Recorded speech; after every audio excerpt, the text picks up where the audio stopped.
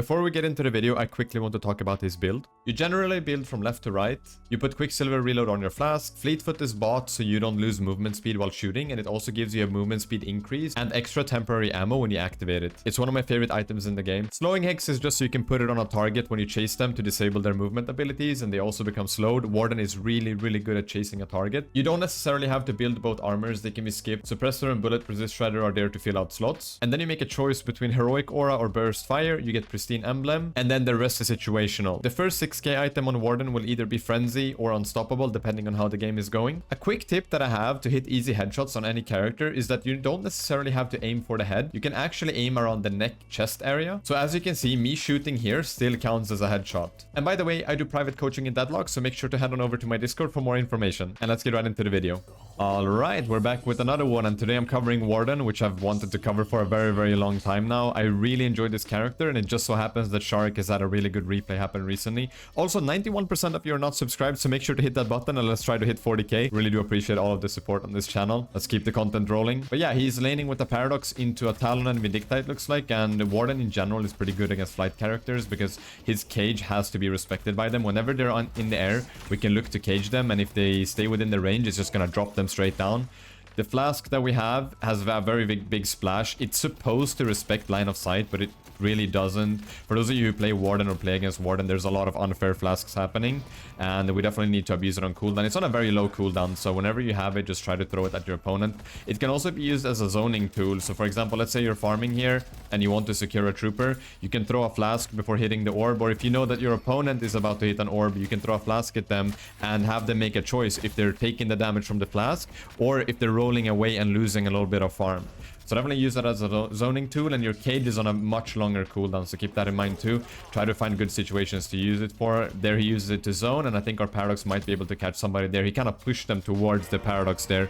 Paradox actually dies, okay. I mean, it's a little bit ambitious, but they're both very low HP, so I can see why Paradox went for it. You can see the idea there for sure.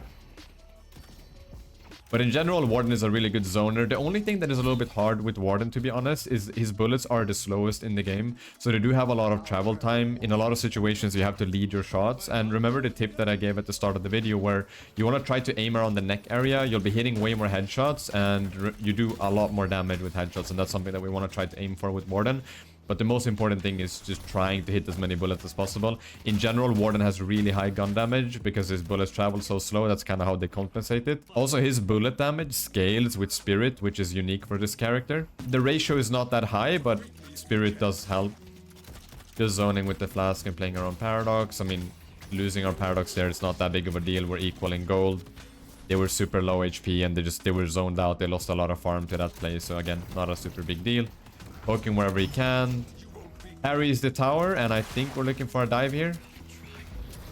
They're so low HP. Yeah, they have to go back to base. They have to respect this. Goes for the parry for the tower again. But sometimes the towers, that is super annoying. I've had it happen to me too, where you go in for the parry and the tower just does not melee you. Like it just shoots you for a little bit, and then after your parry is over, the tower decides to melee you and you eat the damage instead, which is it's super annoying and super frustrating. So that's just funny to see him experience that problem too.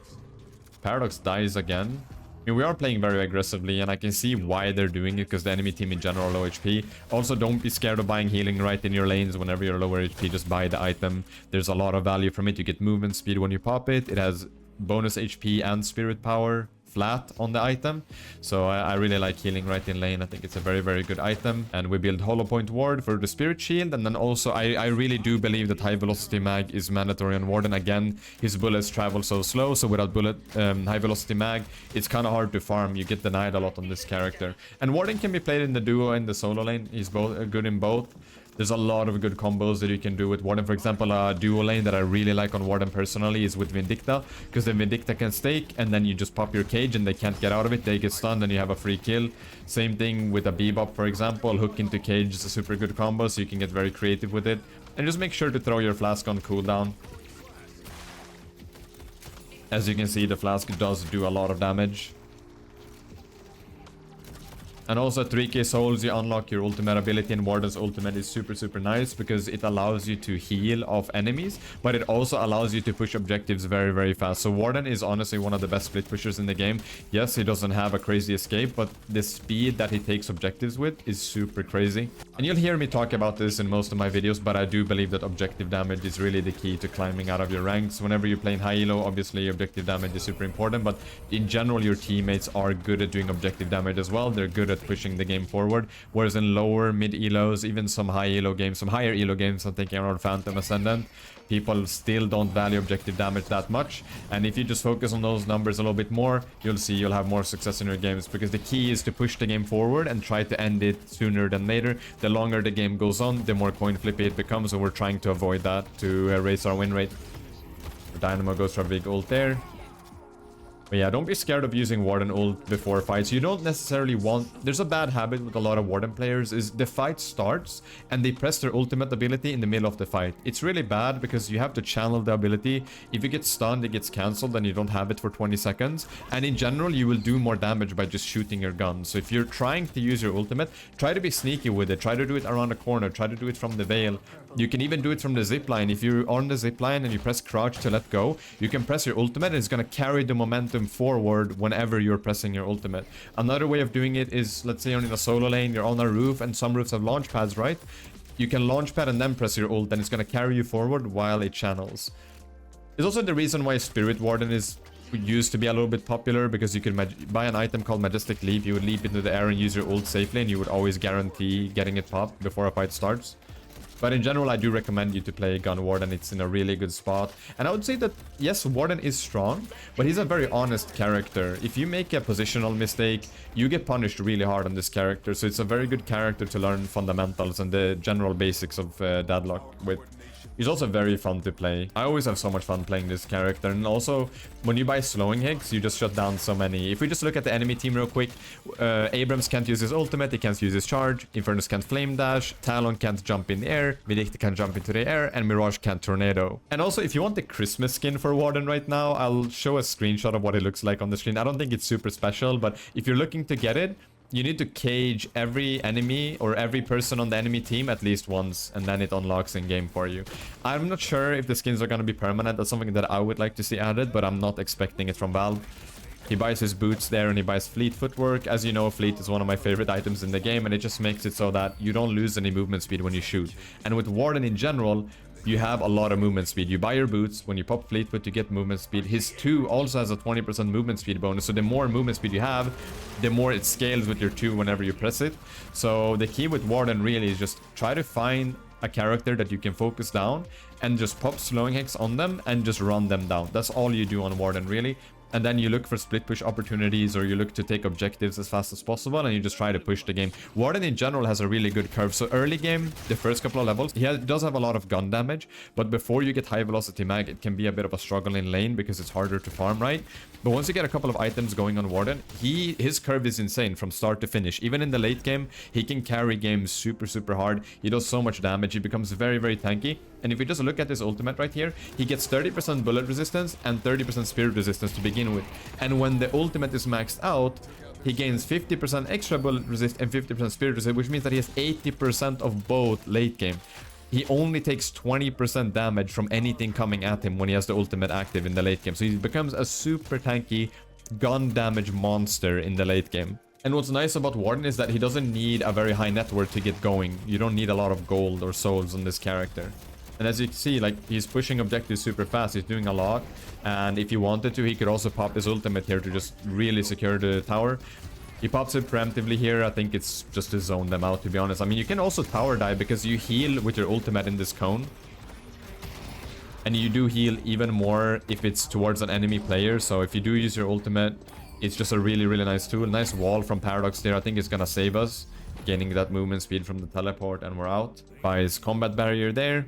Again, Veilwalker is a very popular item on Warden. I know the Sharik doesn't like to do it, but if you do prefer to go towards barriers, that is completely fine. You can get combat barrier, enchanter's barrier, and Veilwalker if you prefer that. But I know the Sharik doesn't. And I mean, we do have a lot of shields right now. We have 400 bullet shield, 100 spirit shield, and also when we pop our 2, we gain spirit shield. So really nice. And when the 2 is maxed out, we gain even more spirit shield that scales with spirit power. So in general, Warden is just very tanky because he has a lot of shields. And now that we're in a barrier meta as well, a lot of characters like to build barriers in general. It's just so annoying to play against. It just makes so many characters tanky.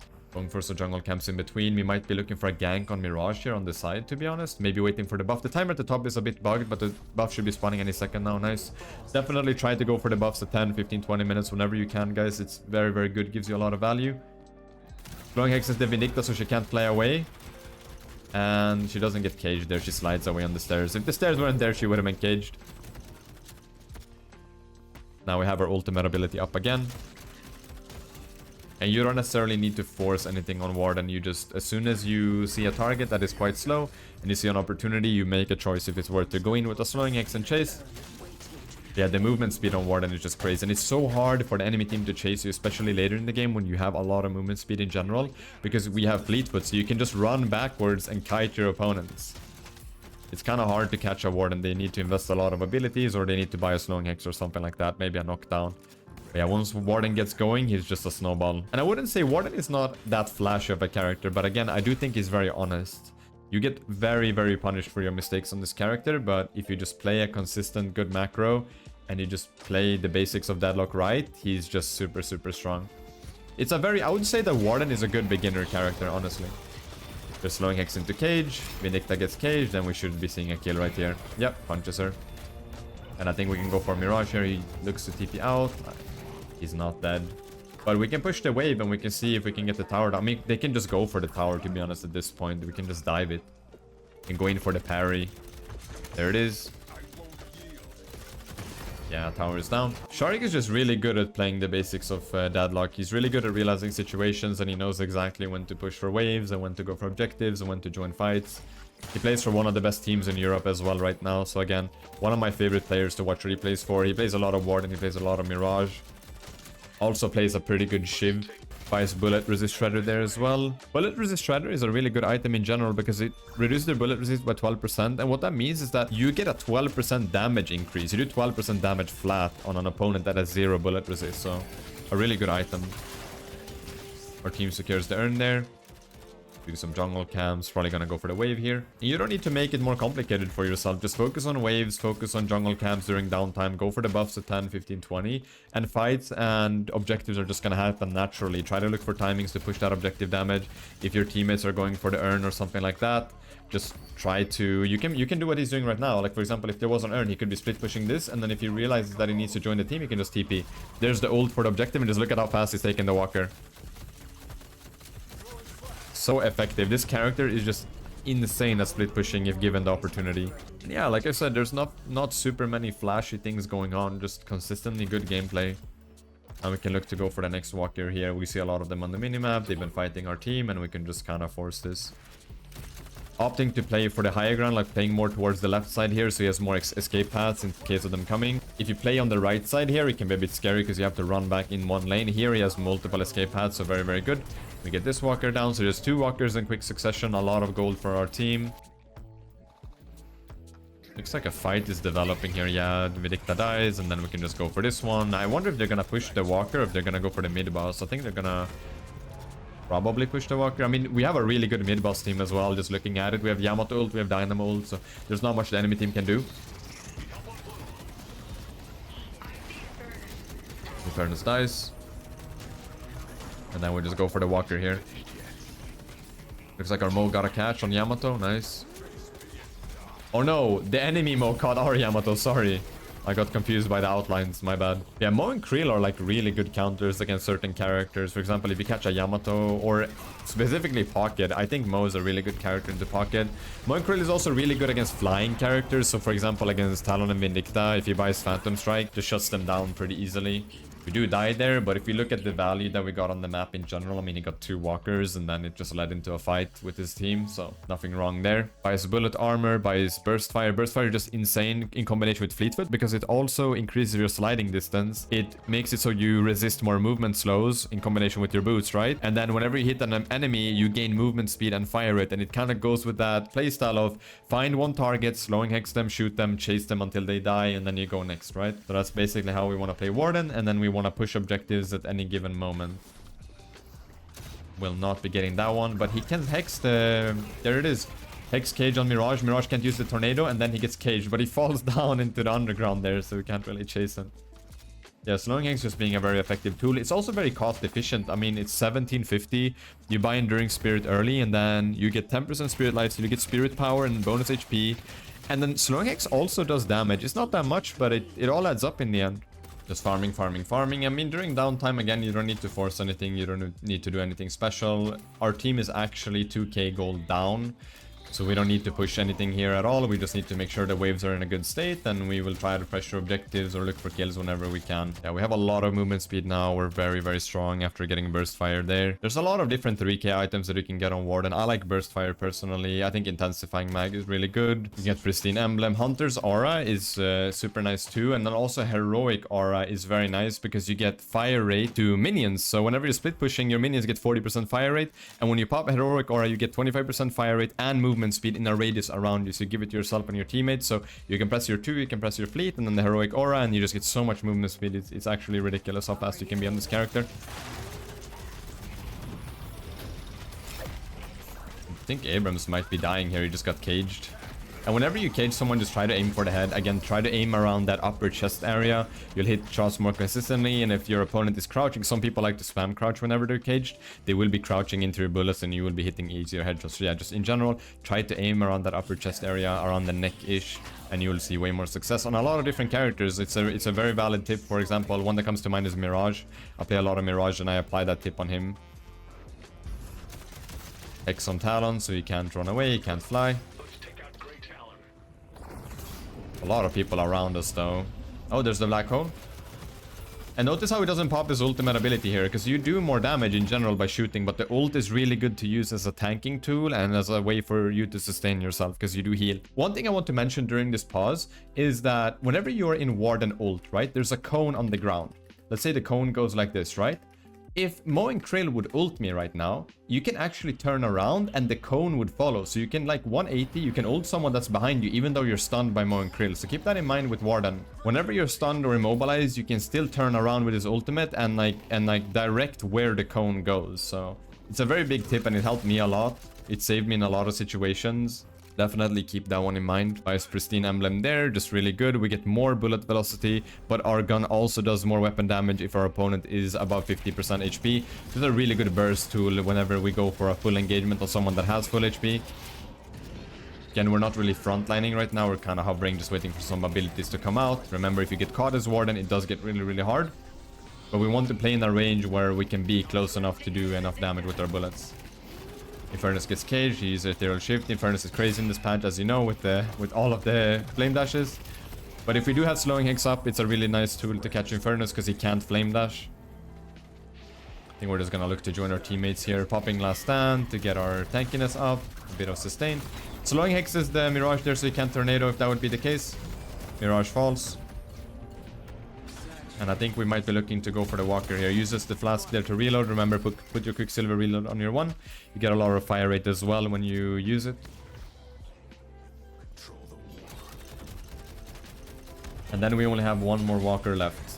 And I would say so far, I mean, we have more objectives than the enemy team, but the game in general is quite close gold-wise. It's a 6k gold difference, but Sharik does have a lot of gold. The only person on the enemy team matching him right now is Infernus, and we can for sure shut him down. Again, with slowing Hex and just our gun damage in general, it's really hard for Infernus to match us.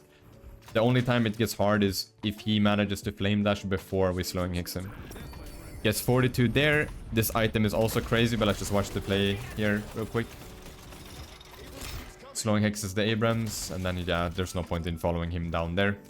But Fortitude is just a really good item in general on Warden, because when you're above 75% HP, you gain movement speed and weapon damage, and also if you don't take damage for 10 seconds, you heal 4% of your max HP as a regen. So it's a really, really nice way of staying on the map, and that's something that you want to do on Warden. You want to reduce how many times you go back to base to heal. Really good ult by Dynamo. Like, solo ulting is not a bad idea if you just manage to get that one kill, and now we're just flipping the fight in our favor. We get the Walker also during this fight, which is super nice.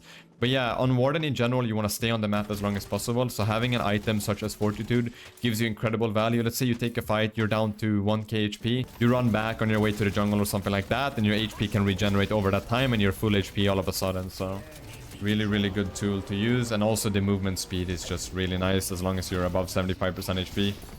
We have so much movement speed right now. It's actually crazy. We have burst fire, we have fleet foot, we have our boots. We have fortitude on top of that as well. And then for your first 6k item, you need to make a choice. Do you value more damage? Then you can go something like Frenzy, right? Or if you feel like you're getting caught a lot, or if the enemy team has a lot of CC, then make sure that your first 6000 item is unstoppable on Warden. Because then imagine you pop unstoppable, you have all of your movement speed going, you're just running at the enemy and they can't do anything. They can't stun you, they can't do much. You pick one target with your cage and Hex, and then you burst them down, and then you're kind of vibing with your team. And at this point in the game, you push objectives super fast as Warden. It's crazy, so you can definitely see that. There's the cage on Mon Krill. Infernus is coming in, but I'm not sure what he's thinking there. He gets swapped into us, he gets silenced there. We have time to ult. Oh, our ult actually gets cancelled by the Mon Krill ult there. Dynamo saves us, nice. I do love that Dynamo skin, by the way. In order to unlock the Dynamo skin, you need to ult 3 people at once. Not super hard on that character, but I think Dynamo has one of the better Christmas skins right now.